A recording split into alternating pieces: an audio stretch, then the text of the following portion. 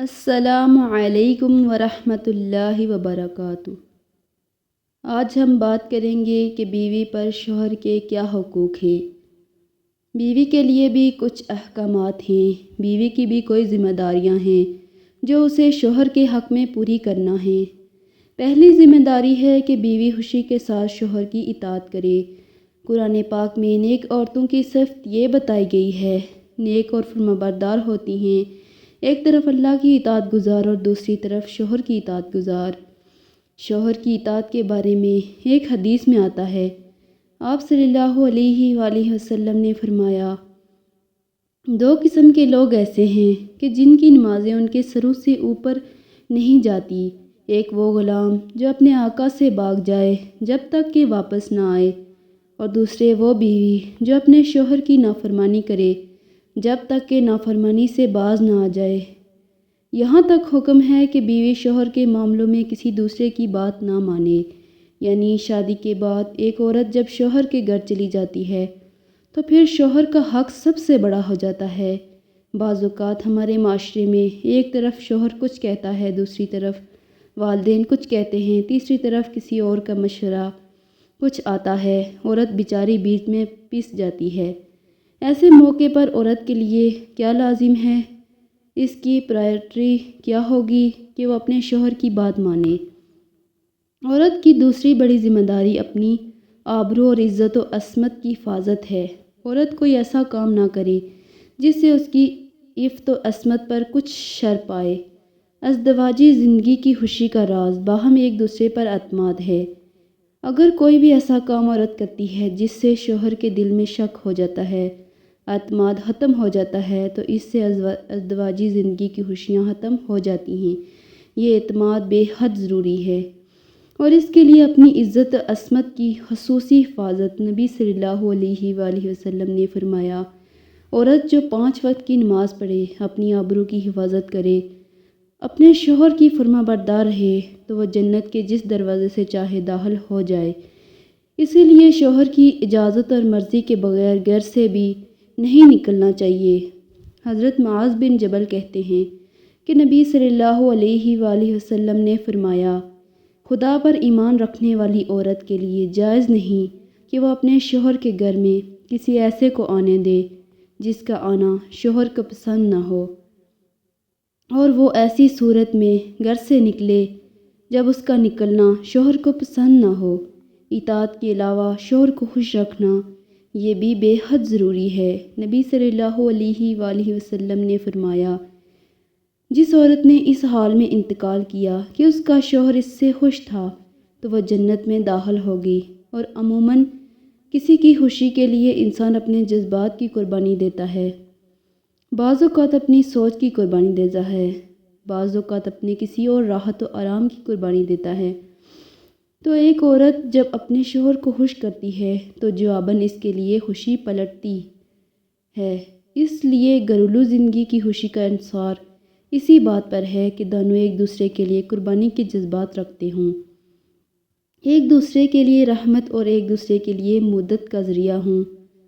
جیسا کہ قرآن پاک میں شادی کا مقصد ہی یہ بتایا گیا کہ دونوں کے درمیان باہم مدد اور رحمت کے جذبات ہوں، ایک دوسرے کے لیے سکون کا باعث ہوں، تاکہ انسانی زندگی بہترین طریقے پر رواں دواں رہے۔ اسی طرح شوہر سے محبت کا اظہار کرنا، اس کے ساتھ وفادار رہنا، اس کا احسان ماننا، یہ بھی بے حد ضروری ہے۔ حضرت اسماء کہتی ہیں کہ ایک بار نبی صلی اللہ علیہ وآلہ وسلم میرے پاس سے گزرے، میں اپنی سہیلیوں کے ساتھ تھی، آپ نے ہمیں سلام کیا اور ارشاد فرمایا، تم پر جن کا احسان ہے ان کی ناشکری سے بچو۔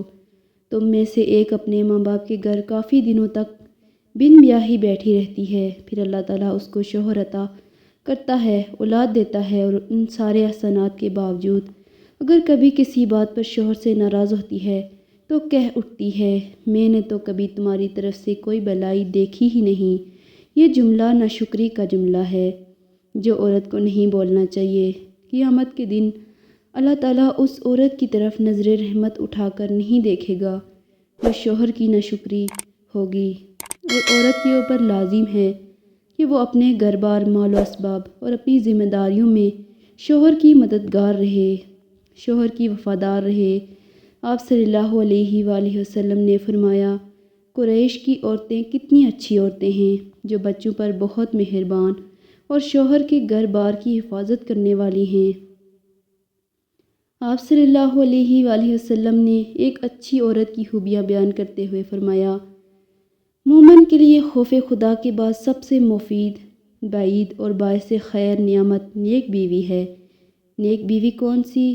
اس کی کیا تعریف ہے کہ جب شوہر کوئی کام کہے تو خوشی سے کر دے، جب اس پر نگاہ ڈالے تو اس کو خوش کر دے، اور جب اس کے بھروسے پر قسم کھا بیٹھے تو قسم پوری کر دے، اور جب کہیں چلا جائے تو اس کے پیچھے اپنی عزت و آبرو کی حفاظت کرے، اور شوہر کے مال و اسباب میں اس کی خیر خواہ رہے، اس کو ضائع نہ کرے۔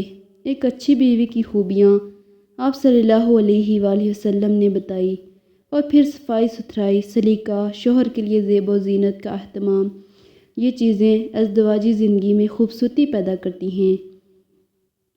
لیکن ہمارا حال یہ ہے کہ جب ہمیں کہیں باہر جانا ہوتا ہے تو بہت اہتمام کریں گے، لیکن شوہر کے لیے بطور خاص نیت کر کے اہتمام بھی نہیں کریں گے، تو ہم یہ کہتے ہیں اس کو تو نظر ہی نہیں آتا، اس نے کبھی تعریف ہی نہیں کی، اس کو تو پتہ ہی نہیں میں نے کیا پہنا ہے اور کیا نہیں پہنا۔